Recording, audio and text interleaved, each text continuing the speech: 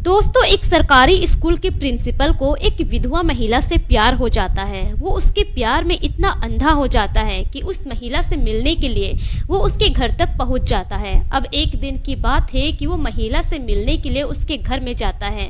तभी जो महिला का बेटा होता है वो देख लेता है। उसके बाद वो उस प्रिंसिपल की बहुत कुटाई करता है, इतना मारता है कि आवाज़ बाहर तक चली जाती है। आस पड़ोस के सभी लोग वहाँ पर आकर जमा हो जाते हैं और सभी मिलकर प्रिंसिपल की कुटाई करते हैं। उसके बाद पूरे गांव वाले मिलकर प्रिंसिपल और उस विधवा महिला की पकड़वा शादी करा देते हैं। तो दोस्तों, आइए जानते हैं पूरी कहानी इस वीडियो में। पर वीडियो में आगे बढ़ने से पहले आप सभी से एक ही रिक्वेस्ट है कि वीडियो को लाइक कर दीजिए और चैनल को भी सब्सक्राइब कर दीजिए ताकि मेरा हौसला बढ़ता रहे। दोस्तों, मेरा नाम है तबस्सुम खातून और आप सभी का मेरे चैनल पर स्वागत है। दरअसल असल कहानी की शुरुआत होती है साल 2012 से। एक भुवनेश्वर पासवान नाम के व्यक्ति होते हैं जो रहने वाले होते हैं रोहतास जिला के। उनकी ज्वाइनिंग होती है शिक्षक के तौर पर मैना गांव में, जहां की रहने वाली होती है वो महिला। भुवनेश्वर पासवान के परिवार में उनकी पत्नी के अलावा उनके बच्चे भी होते हैं, 3 बेटी और 2 बेटा। उनका भी बहुत ही खुशहाल परिवार होता है। जब उनकी ज्वाइनिंग होती है शिक्षक के पद पर तो वो बहुत खुश होते हैं और अपने परिवार वालों को छोड़कर वो आ जाते हैं सहरसा के मैना गांव में। वहां आने के बाद पहले वो एक किराए का मकान लेते हैं और वहीं पर रहकर अपनी ड्यूटी करने लगते हैं। उसी स्कूल में सुलेसन देवी के पति पलीन पासवान भी पढ़ाया करते थे। धीरे धीरे ऐसे ही समय गुजरता है। पलीन पासवान की अब भुवनेश्वर से अच्छी खासी दोस्ती हो जाती है।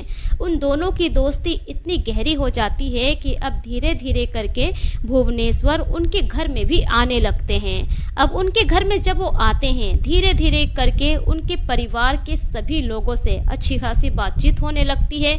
सभी लोग एक दूसरे को अच्छे खासे जानने लगते हैं। अब धीरे धीरे ऐसे ही समय गुजरता है। पलीन पासवान और भुवनेश्वर पासवान के बीच में फ़ोन में भी बातचीत होने लगती है। अब एक दिन की बात है कि शाम के वक्त पलीन पासवान भुवनेश्वर पासवान को फ़ोन करते हैं और बातचीत करने लगते हैं। उसी दौरान पलीन पासवान पूछते हैं कि और बताइए सर, क्या हो रहा है। अब भुवनेश्वर पासवान कहते हैं कि क्या बताया, खाना बना रहे हैं, बस एक ही टेंशन रहता है खाना बनाने का। घर में थे तो खाना बनाना नहीं पड़ता था, पूरे परिवार साथ में रहते थे। यहाँ पर खाना बनाने की ही बहुत दिक्कत होती है। जब पलीन पासवान इतना सुनते हैं तो कहते हैं कि सर दिक्कत क्या है, आप मेरे घर में आकर रोजाना खाना खा लिया कीजिए। आप अकेले ही तो हैं, हमारे घर में किसी को दिक्कत नहीं होगी, आप आकर यहाँ पर ही खाना खा लिया कीजिएगा। अब जो भुवनेश्वर पासवान थे इतना सुनते ही खुश हो जाते हैं। उसके अगले ही दिन से वो खाना खाने के लिए पलीन पासवान के घर में पहुँच जाया करते थे। दिन में कभी जाते थे कभी नहीं जाते थे, लेकिन रोजाना रात को खाना खाने के लिए पलीन पासवान के घर पहुंच जाया करते थे। अब इसी तरह से धीरे धीरे वक्त गुजर रहा था। उधर जो पलीन पासवान थे उनकी बेटियां भी धीरे धीरे जवान हो रही थी। अब उनकी बड़ी बेटी के लिए वो रिश्ता देखते हैं और अपनी बेटी की शादी तय कर देते हैं। शादी वाला दिन आ जाता है, लेकिन शादी की तैयारी में उन लोगों को पैसा शॉर्ट पड़ रहा था। पलीन पासवान कुछ कर्जे भी लेते हैं भुवनेश्वर पासवान से और वो कर्जे दे देते हैं। धीरे धीरे ऐसे ही समय गुजरता है। पहली बेटी की शादी होती है, कुछ सालों के बाद दूसरी बेटी की भी शादी हो जाती है। इसी तरह से धीरे धीरे साल 2021 आ जाता है। अब इसी तरह से धीरे धीरे इलेक्शन आ जाता है। इलेक्शन में जितने भी सरकारी कर्मचारी होते हैं सभी को ड्यूटी दी जाती है। अब जो पलीन पासवान थे वो भी चले जाते हैं इलेक्शन ड्यूटी में, लेकिन इलेक्शन ड्यूटी के ही दौरान हार्ट अटैक की वजह से उनकी मौत हो जाती है।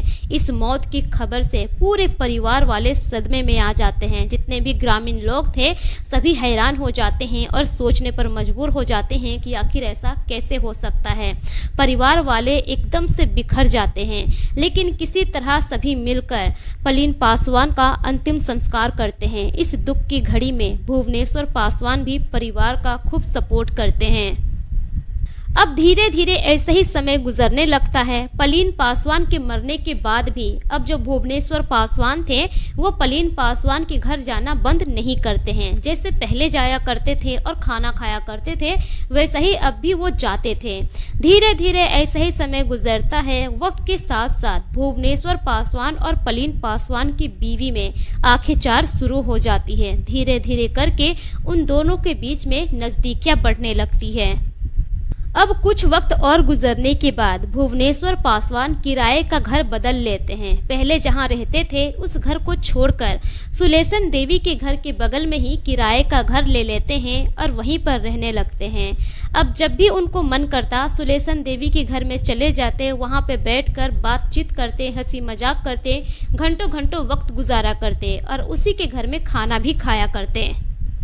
अब जो सुलेसन देवी के ससुर थे वो देख रहे थे कि उन दोनों के बीच में नजदीकियां कुछ ज्यादा ही बढ़ रही है। अब वो भी ऐतराज जताने लगते हैं। इधर जो सुलेसन देवी का बेटा था वो भी बड़ा था, जवान था और हर चीज समझता था, उसे भी ऐतराज होने लगता है क्योंकि गांव के लोग भी तरह तरह की बातें कर रहे थे। एक तो पति मर गया है और इस तरह से एक पराया मर्द इसके घर में आता है, खाना खाता है और घंटों घंटों वक्त गुजारता है। गाँव के लोग भी इस तरह की बातें कर रहे थे। अब ससुर और बेटा दोनों मिलकर ऐतराज जताने लगते हैं। अब एक दिन सुलेसन देवी से ससुर कहते हैं कि देखो बेटा, उस मास्टर को घर में आने मत दो। गांव के लोग वैसे ही तरह तरह की बातें बना रहे हैं, तुम्हारी इज्जत को दाग लग जाएगा, तुम्हारी इज्जत तार तार हो जाएगी। अब जो सुलेसन देवी थी वो तो इस बात से ऐतराज जताती है, लेकिन ससुर के कहने पर जब एक दिन भुवनेश्वर पासवान आते हैं घर में खाना खाने के लिए तो सुलेसन देवी ना चाहते हुए भी कहती है कि आप मेरे घर में अब मत आया कीजिए। गांव के लोग तरह तरह की बातें बना रहे हैं और मेरे ससुर भी मना कर रहे हैं। उस दिन भुवनेश्वर पासवान कहते हैं कि ठीक है, मुझे कोई एतराज नहीं है, मैं अब आपके घर में नहीं आऊँगा। इतना कहकर वो चले जाते हैं। लेकिन उसके बाद भी उन दोनों का मिलना जुलना जारी रहता है। इसी तरह से धीरे धीरे साल 2023 आ जाता है। साल 2023 में भुवनेश्वर पासवान का प्रमोशन हो जाता है और वो पररिया उच्च विद्यालय में हेड मास्टर के तौर पर उनकी नियुक्ति होती है। अब जो ये पररिया गांव होता है वो भी बगल का ही गांव था। अब दूसरे गांव में प्रमोशन होने के बाद भी भुवनेश्वर पासवान मैना गांव नहीं छोड़ते हैं। धीरे धीरे ऐसे ही कुछ समय और गुजर जाता है। अब जो गांव के लोग थे उन लोगों का जो शक था वो हकीकत में बदलने लगता है।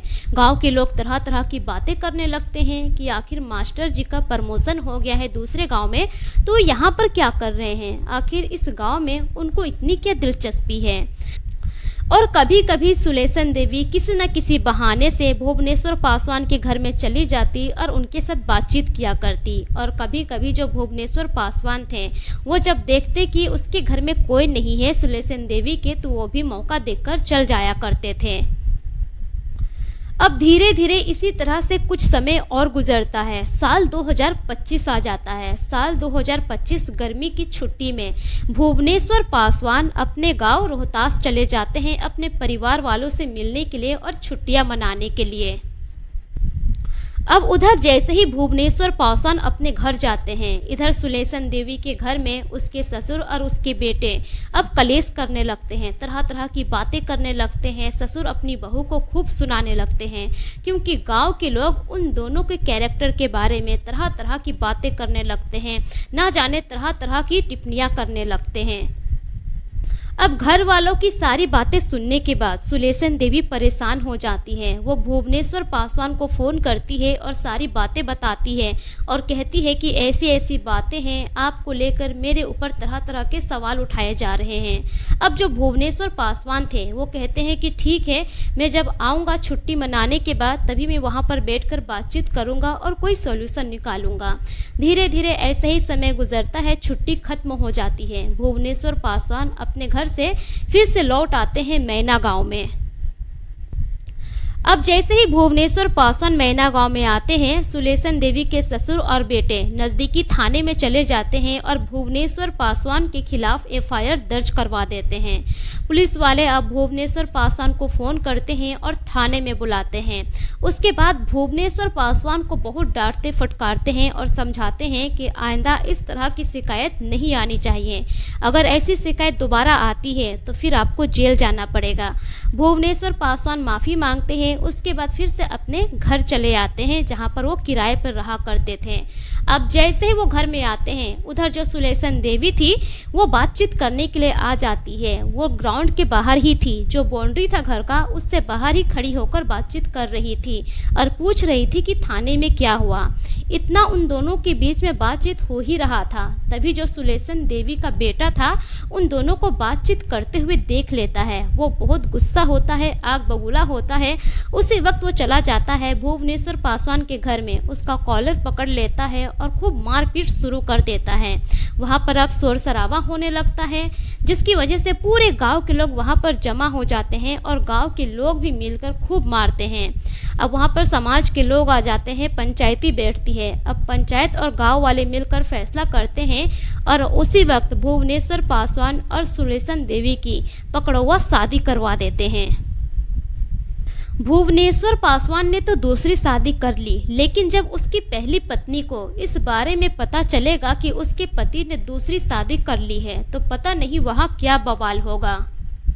दोस्तों, ये रही पूरी कहानी आप लोगों के सामने। इस कहानी पर आपकी क्या राय है, अपनी राय कमेंट सेक्शन में जरूर दीजिए। इस कहानी को सुनाने का मकसद किसी की भी भावनाओं को ठेस पहुंचाना नहीं है, बल्कि मेरा मकसद आप सभी को सतर्क करना है, जागरूक करना है, ताकि आप अपना और अपने फैमिली का ख्याल रख सकें।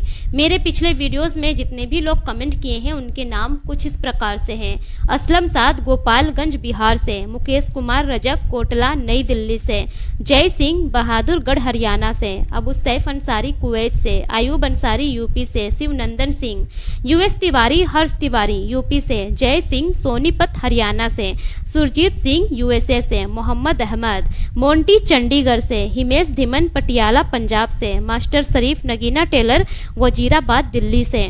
दोस्तों, अगर आप लोग भी अपना नाम मेरी वीडियोस में सुनना चाहते हैं तो अपना नाम और अपने राज्य का नाम कमेंट सेक्शन में जरूर लिखें, ताकि मैं अपनी अगली वीडियो में आप सभी का नाम ले सकूं। मिलेंगे फिर एक नई कहानी के साथ, तब तक के लिए शुक्रिया। जय हिंद।